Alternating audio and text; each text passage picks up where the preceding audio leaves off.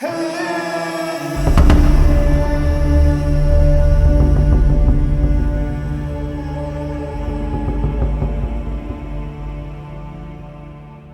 back to The Deep Dive. We are continuing our series, The Society That Needs No Owners. And this is really the deep dive where the rubber hits the road. Yeah, absolutely. We've sort of defined the big goal, universal well-being, but now we actually have to draw the blueprints. Right. The blueprints. And the big question that seems to come out of the sources for this discussion is, is true freedom something we get through just endless, maybe chaotic innovation? Or is it simpler? Is it just about getting the architecture right? That's exactly the question. We looked at the root causes before, set our North Star. Today's Chapter 3, Enabling Participatory Democracy, the Architecture of Freedom. Okay. And if we really want direct governance, like truly direct, we need a structure that lets it happen. The premise is simple, really. Power needs to go back to where it started, back to the circle of human trust. That sounds lovely. Yeah, but trust has limits, doesn't it? We're just not built to trust millions of strangers. Exactly. You hit it right there. We have to start by respecting our own biology. You can't build a democracy that ignores how human brains actually work. And social science points us towards, well, the famous number of Dunbar. It basically says there's a limit to how many people we can maintain deep connections with. Mutual obligation, real understanding. And informed debate, not just shouting. Precisely. Informed, honest debate. That number. It's around 150 people. Okay, 150, like a big wedding list, maybe? Pretty much, yeah. And you're saying if you go beyond that size, voting just becomes an act of faith. You're trusting a stranger, not making a truly informed choice. Exactly. That's the trust deficit, isn't it? Yeah. It fuels so much of our current political mess. So to make this human limit work, the sources suggest the smallest unit, the foundation, is the condominium. Okay, not just an apartment building then? No. Think of it as the basic democratic cell, designed specifically for that 150 adult scale. This is the place where everyone genuinely knows everyone, where policies get debated face-to-face and executed directly. Right. But how do you stop that from just falling apart the minute you need something bigger than 150 people? How does it scale? Well, you scale it carefully, organically. You take about 20 of these condominiums, and they join up to form a neighborhood. Okay, 20. Then you take 6 of those neighborhoods, and they combine to form a complete cell. That brings you to roughly 25,000 inhabitants in total. 25,000. Yeah, and this structure, this sort of step-by-step growth, it means the coherence, the debate, the trust, it all scales logically. And crucially, here's the key. When a cell hits that ideal size, 25,000. You don't just keep adding more people. No, you never inflate it. Yeah. The solution is replication. You build a new cell next door or somewhere else. That keeps the efficiency, keeps the trust intact. I get the political need for that structure, that scaling based on trust. But what really struck me reading this was that the cell isn't just political theory. It's also like a fundamental logistical necessity for sustainability. We're talking about the tyranny of distance, aren't we? We absolutely are. Think back. For thousands of years, village size was just natural. Yeah. It was dictated by how far you could comfortably walk, maybe a mile across. Right, like to the well and back. Exactly. The home was the center of everything. Production, care, energy. Life was, maybe frugal, but it was complete and efficient in its own way. And then industrialization just blew that model apart. Totally. We centralized everything. Factories over here, power plants way over there, huge hospitals somewhere else. It led to this unchecked expansion, these massive, sprawling infrastructure networks. And that gave us what Peter Calthorpe calls the failed model, right? That sort of 1950s idea. Give everyone a car, build tons of roads, make sure there's parking everywhere. Yeah, and the result, urban sprawl. Just a random scattering of towers and houses, all separated by huge distances you have to drive. The cost is just mind-boggling. Cities causing 80% of CO2 emissions, 75% of energy use. That's staggering inefficiency. It is. It's unsustainable. So the goal here is to reverse that centralization. For existing big cities, you turn them into a network of functional nodes. But the cell model, well, it does that from the ground up, by design. Like Old Paris, you mentioned, functioning like a collection of villages. Exactly like that. The core of Old Paris, or many older European cities, they function as these compact villages where almost everything you need daily. Groceries, school, doctor. Yeah, all reachable within, say, a 5 or 10 minute walk. It lines up perfectly with Carlos Moreno's 15-minute city idea. and Jeff Speck's work on the walkable city. Why is that 15-minute walk so important, though? Is it just convenience? It's far more than convenience, it's liberation. Think about it. If everything essential, work, school, shops, healthcare, it's just a short, safe, maybe even pleasant walk away. You get your time back. You get massive amounts of lifetime back. Our most precious non-renewable resource, time we currently just pour down the drain in traffic on commutes, you reclaim hours every single day. Okay, this is where it gets really wild for me. Because the enemy of this compact, walkable idea is scale itself. And the physicist Geoffrey West actually proved this mathematically, right? That huge, sprawling cities are just inherently unstable. He used the power law. Yes, applying principles from biology to cities. And what he found is this fascinating but also kind of devastating double-edged sword when a city doubles in size. Okay. On one hand, the infrastructure, the physical stuff, roads, power lines, pipes, it grows sublinearly. Meaning it gets more efficient per person. You need less than double the roads for double the people. Exactly. Sure. Per capita efficiency increases. That's the good news. But there's always a but. But the socioeconomic stuff, that grows super linearly. Yeah. So things like salaries, patents, creativity, they grow faster than the population, like 15% faster per person. Correct. That's the upside. That's what attracts people, the buzz, the opportunity. But here's the catch. The negative stuff also grows super linearly. Oh no. Like what? Crime. Disease spread. He specifically mentions things like HIV, flu, pollution, even anxiety levels. They all accelerate faster per person, too. So the very things that make a big city attractive, the economic buzz, also mathematically guarantee that demand, pollution, crime, stress, it all outpaces the infrastructure's ability to cope. Precisely. The system is mathematically wired to generate demand and problems faster than it can build solutions. Weth calls it a finite time singularity. Essentially, it's designed to eventually collapse under its own weight. Wow. Large cities only survive, he argues, through these constant and increasingly frantic cycles of major innovation, just running faster and faster on a treadmill to avoid falling off. And the cell model is the antidote because it deliberately limits the scale. Exactly. By capping it at around 25,000 people, you get the benefits of density, that social acceleration, but you stay below the threshold where the superlinear problems overwhelm the sublinear infrastructure. You hit the sweet spot. And then replicate, don't inflate. Replicate, don't inflate. That's the mantra. And the physical form that supports this needs to be efficient too. Which brings us to architect Vishaan Chakrabarty and the idea of a golden scale for housing. Right, the geometry of sustainable living. We're basically rejecting both extremes of housing, aren't we? We are. Single-family homes, they just eat up land and force sprawl, too inefficient. And giant skyscrapers. Also inefficient, surprisingly. They take enormous amounts of energy to build all that steel, concrete, and maintaining them. Hugely resource-intensive. Plus, crucially, they don't have enough roof space relative to their population to be self-sufficient in energy. So the sweet spot, the golden scale, is that middle density. Like 2 to 3 story housing. Terraced houses, row houses, those low-rise Edinburgh buildings you mentioned. That's it. That scale hits multiple targets. You can build it with local, low-energy materials. And critically, the roof area you get if you cover it with solar panels and add battery storage is actually enough to power the whole community. Making it potentially carbon negative? Potentially carbon negative, yes.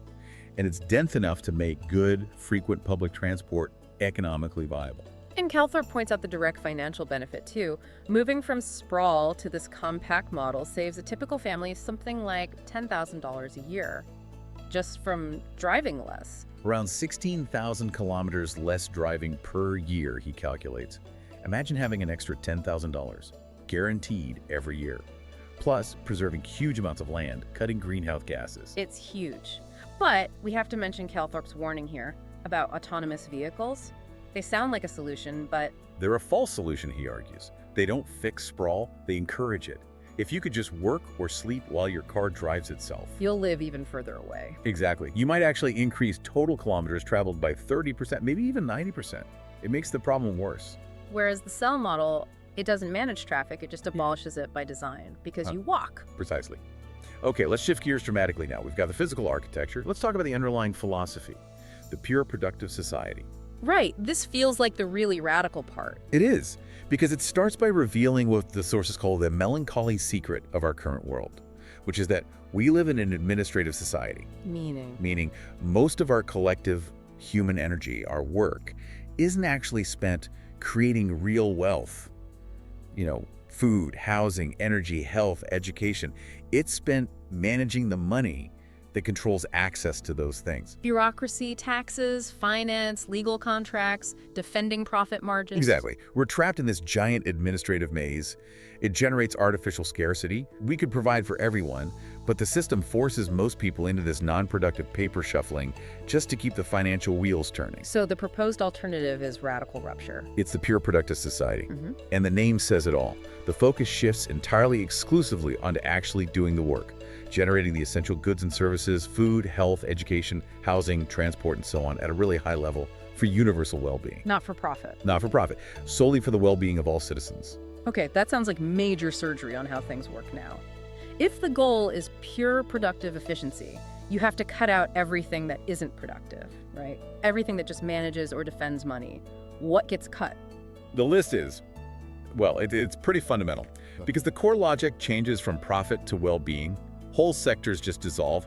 First, the entire financial giant. So bankers, brokers, stock markets, insurance. All of it. Commerce as we know it, advertising, marketing, your functions become obsolete if you're not competing for profit. Then, traditional state bureaucracy. Okay, you still need organization. You need organization, but not the kind built around collecting and managing taxes. If there are no taxes in the traditional sense, that entire apparatus changes fundamentally.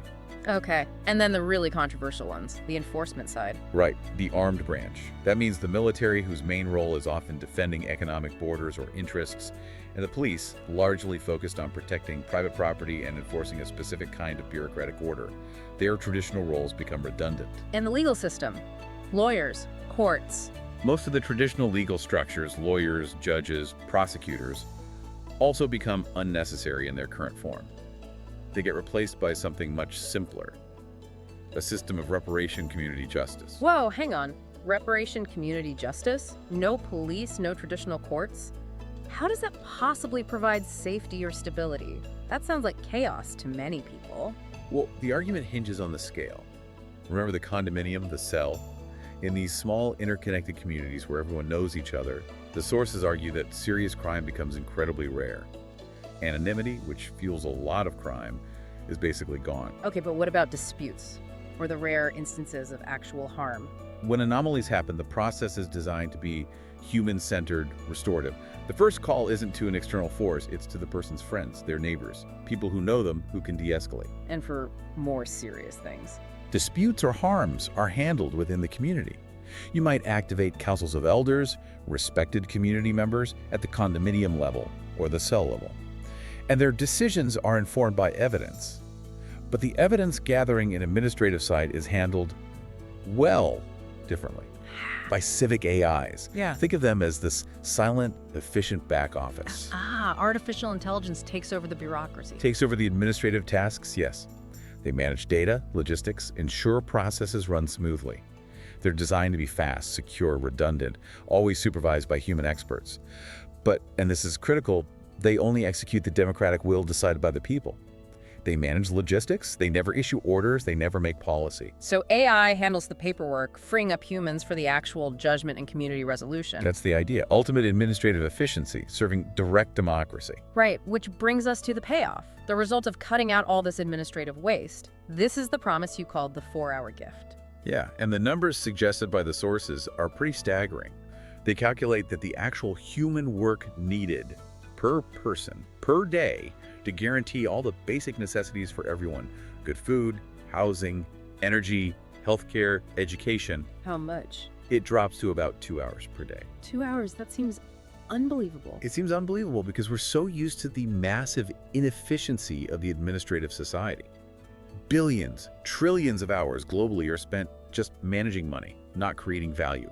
Remove that burden, focus purely on production for need, and the required input plummets. Okay, 2 hours for basic survival needs covered for everyone. But the goal isn't just survival, it's flourishing, resilience. Exactly. So the community consciously invests a bit more time. The proposed model lands on a 4-hour total daily journey. Okay, break that down. You have the 2 hours of central productive work, doing it well, ensuring excellence. Then you add 1 hour for reserve and resilience. That's about building buffers, strategic reserves, innovating against future crises, thinking ahead. And the final hour, the 4th hour, is for leisure and flexibility. This covers things like paid vacations, parental leave, time for personal projects, community engagement, learning new skills. So a 4-hour workday, total commitment, guarantees not just survival, but a resilient, flexible, and prosperous life for everyone. That's the potential outcome. It maximizes lifetime, maximizes well-being in a way that, frankly, a system driven by the tyranny of profit, as the sources call it, simply cannot offer. The real miracle, though, isn't just the 4-hour day. It's what happens with all that recovered time. That's the game changer. Absolutely. That recovered time becomes civilization's greatest asset. You see echoes maybe of ancient Greece, where a certain class had significant leisure time, leading to this explosion in philosophy, arts, democracy. But here it's universal. Universal. The focus shifts almost automatically from just survival to significance. So what flourishes? Arts, culture? Arts and culture thrive, definitely. Funded by passion and available time, not scarce grants. Preventive health becomes central. People have time for sports, wellness, rest. And innovation. Does it stop? Quite the opposite, potentially. Disruptive innovation stops being this desperate race against collapse driven by market pressure. It becomes something pursued in free time, driven by pure curiosity. Hobbyists tinkering, exploring ideas, proposing them to the community because they're interesting, not just profitable. So by guaranteeing the basics, removing that constant economic anxiety, building resilience through the cell structure, the ultimate achievement is what? The sources suggest it's the end of existential fear. Wow. The deep anxieties about mortgages, losing your job, affording healthcare, they dissolve.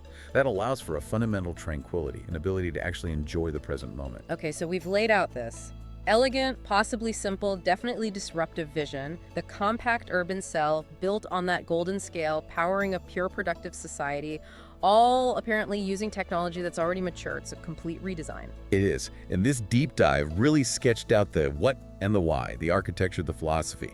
Next time, we have to get into the nuts and bolts. We tackle the real problems head on and explore the specific HOW, the actual logic, the functioning of the full socioeconomic system that could make this transition work. All right. But before we wrap up for today, let's leave everyone with this. Think about that mathematical claim, that just by limiting community scale and cutting out the vast machinery of money management, we could unlock enormous amounts of human time and creativity. Seriously consider it. What would you actually do with a guaranteed 4-hour workday? What would that freedom mean for you? Something to ponder until our next deep dive.